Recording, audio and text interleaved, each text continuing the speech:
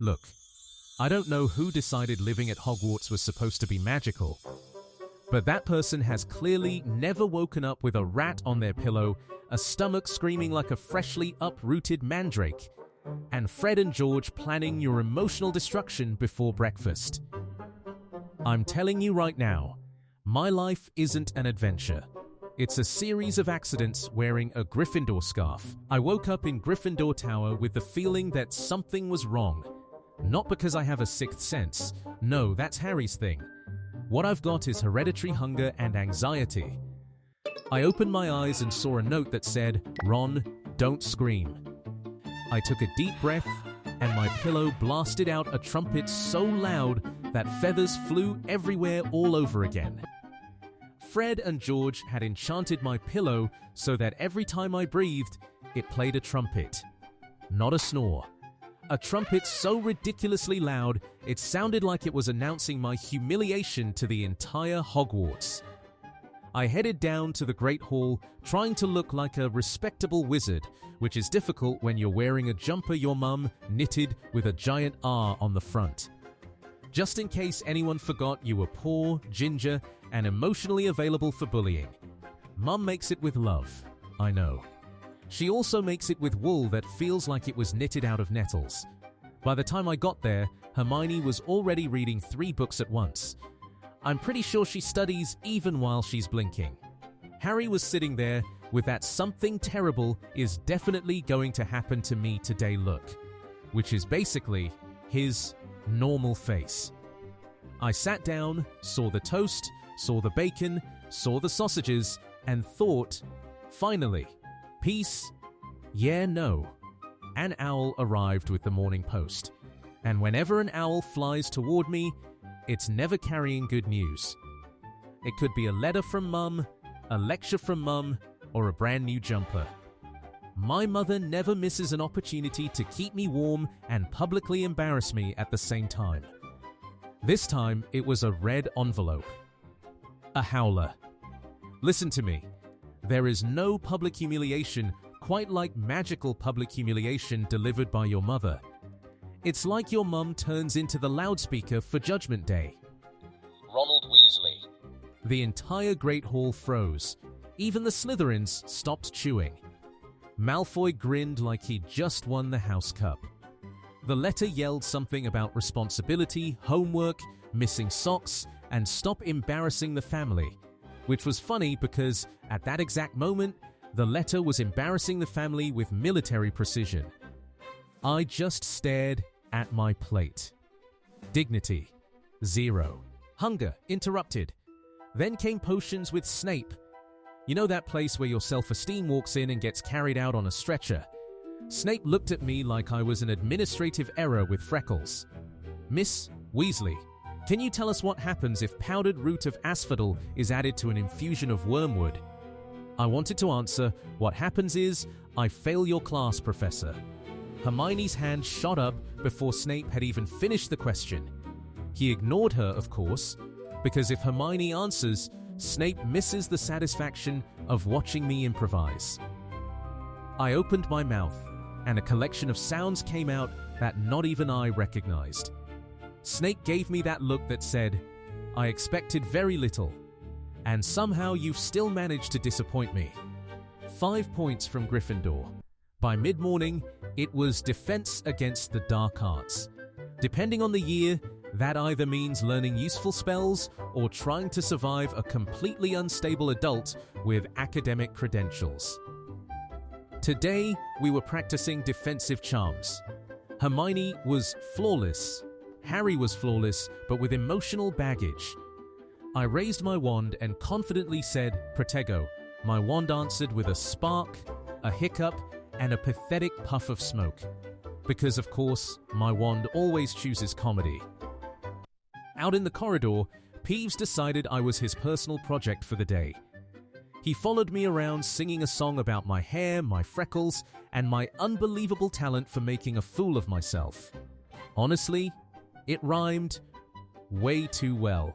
I hate to admit it, but it wasn't bad. I tried to escape by taking a staircase, but Hogwarts basically said, not today. The staircase changed direction and dumped me right outside the library. Hermione called it a great opportunity to study. I called it architectural kidnapping. Inside the library, Madam Pince watched me like I was a repeat offender moth. Hermione was researching for a history of magic essay. Harry was pretending to read, which, honestly, he's perfected into an art form. I opened a book. The book bit me. Of course it did. Because at this school, even the literature has teeth. I let out the smallest scream possible. Very manly. Completely controlled. Utterly dignified. Madam Pince hissed, "Silence." The book still had my finger. Then lunch arrived. Blessed lunch. Sacred lunch. The only part of the day when I genuinely think life might be worth living.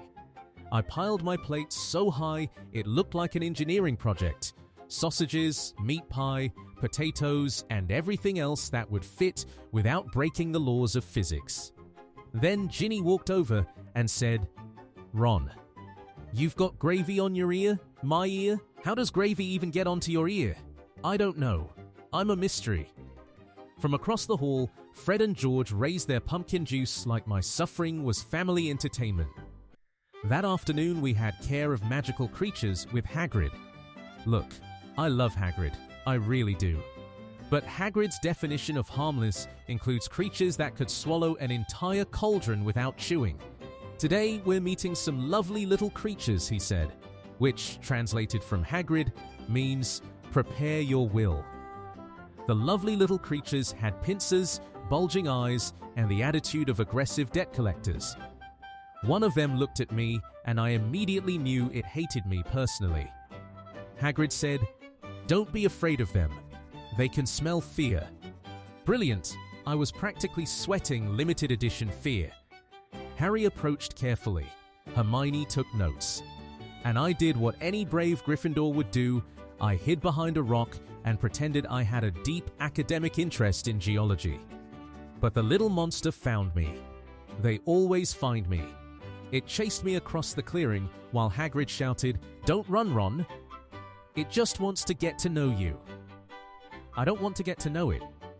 If it wants to meet someone, it can meet Malfoy. I ended up perched on top of a fence, my robes caught on the wood, a creature snapping its pincers underneath me, and Harry desperately trying not to laugh. After class, I thought, I'm finally going to have a quiet afternoon. That was my first mistake. Malfoy showed up with Crabbe and Goyle, who always walk behind him like two wardrobes with reading difficulties. Nice jumper, Weasley. It almost looks like it hasn't already been worn by 5 of your brothers. Look, I'm not violent. I'm just emotionally impulsive with access to a wand. In my head, I delivered the greatest insult in Hogwarts history. Elegant, brilliant, absolutely devastating. In real life, I said, "Shut up, ferret." It wasn't exactly a masterpiece, but once it's out, it's out. Malfoy looked personally offended, like I just insulted a house elf. I raised my wand. Harry raised his. Hermione said, "It's not worth it," which is exactly what intelligent people say right before someone does something incredibly stupid. I did something incredibly stupid. My spell came out crooked, bounced off the wall, and hit me instead. Malfoy didn't even have to defend himself. I attacked myself. Later, Quidditch practice. Because apparently my day still needed altitude and potential injury. I climbed onto my broom with confidence. My broom climbed up with doubts. Harry flew like he'd been born with wings. I flew like I was negotiating with gravity. A bludger shot past my head, and for a second I swear I saw my ancestors. All ginger. All disappointed. "Focus, Ron," Harry shouted. I tried to make a sharp turn, lost my balance, and ended up hugging my broomstick like it was my last stable relationship. By evening, we were back in the common room. The fire was crackling. The armchairs were full. Hermione was doing homework like Hogwarts paid her by the foot of parchment. Harry was staring into the fire with the expression of a protagonist being hunted by destiny. I sat down with a slice of pie that I'd acquired through completely legal and definitely not suspicious means. For one glorious second, everything was fine. Then Fred popped up from behind the sofa and said, "Ron, you've got a spider on your shoulder." I froze. I don't care if you're brave, noble, a Gryffindor, best friend of the Chosen One, or whatever else. The moment a spider enters the conversation, I'm out. I launched myself off the sofa, threw the pie across the room, screamed something in a language not recognized by the Ministry, and slammed straight into a table. Fred and George were practically dying with laughter. There wasn't a spider. Or maybe there was. I'm not checking.